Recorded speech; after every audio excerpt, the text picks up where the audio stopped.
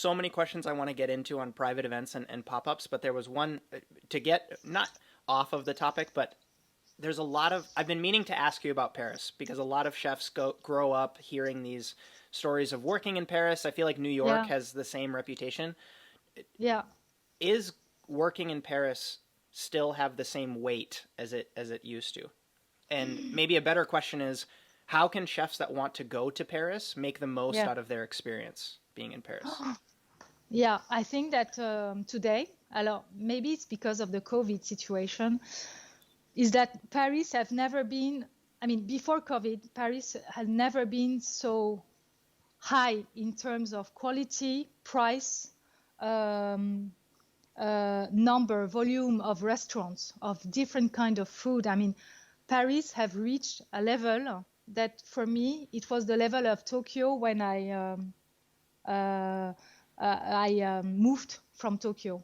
For me, Tokyo was like you could have the best 3-star Michelin restaurant, you could have the best street food restaurant, you Right. could have the best mid food restaurant in every kind of food.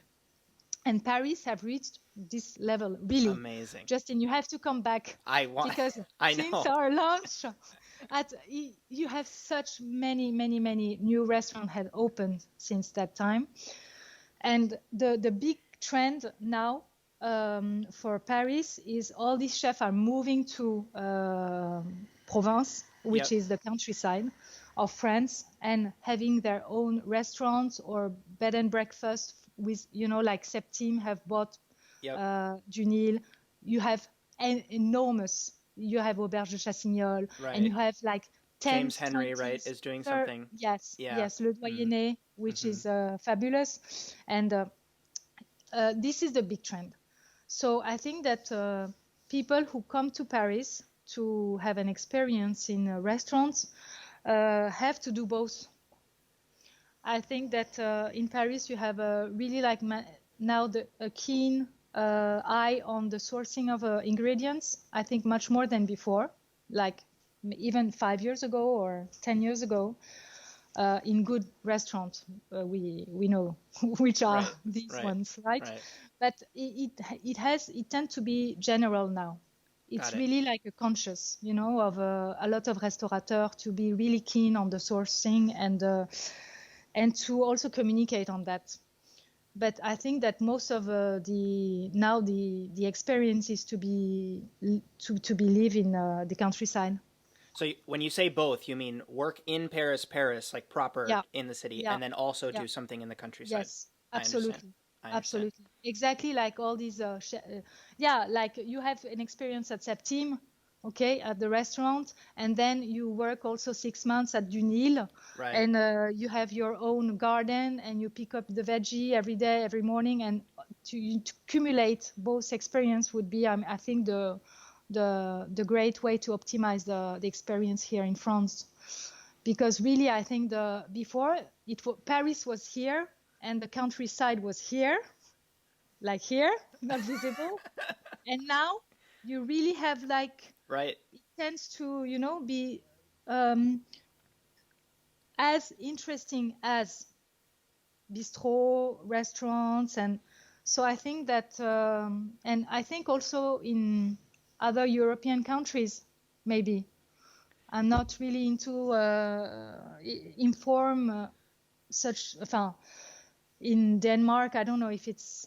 still the same trend, but in Paris, it's huge now. Every chef are moving out Paris, And really. are locals keen on going to make those visits, or are more tourists going to, they go to one place and then they say, okay, we're doing 5 days in Paris, we will do 4 days in the city in one day.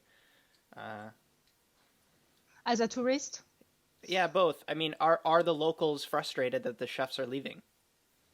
Are they excited that there's yeah, just new I think opportunities they're now? excited because Yeah. they have the opportunity to go in area that they haven't gone before. Like, I mean, do you know Auberge de Chassignol? Right. It's the place. It's 6 hour in train, and after you have to drive 1 hour. I mean, it's really like if you do Paris, New York, Mm-hmm. in terms of, Totally. and still it's full always. Wow. Wow. So people are happy to go there. People are happy to discover like Auvergne. Nobody used to go to Auvergne before. It's really in the center of France, middle of nowhere, and you basically have nothing to do. Yeah. Yeah. But it's beautiful nature. You have to you can walk around. You can, it's just beautiful.